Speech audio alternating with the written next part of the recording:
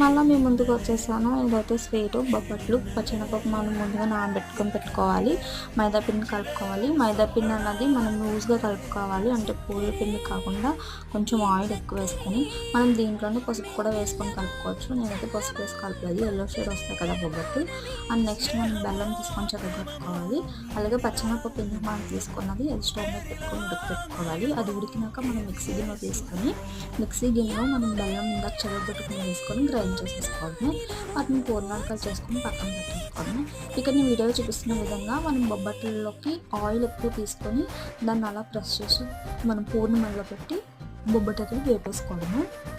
ఈ బొబ్బట్లు అన్నది నేనేమి యూట్యూబ్ కోసం చేయట్లేదు, అంటే యూట్యూబ్ వీడియోస్ కోసం కాదు. నాకు తినాలనిపించినప్పుడల్లా ఏదో ఒకటి చేసుకుంటూ తింటాను. సో చూసారా, పిండి కూడా కొంచెమే కలిపాను. సో కొన్ని బొబ్బట్లు చేసుకొని ఇంట్లో వాళ్ళతో నేను తినేసాను. మీరు కూడా ట్రై చేసి తప్పకుండా ఎలా ఉన్నాయో చెప్పండి. సో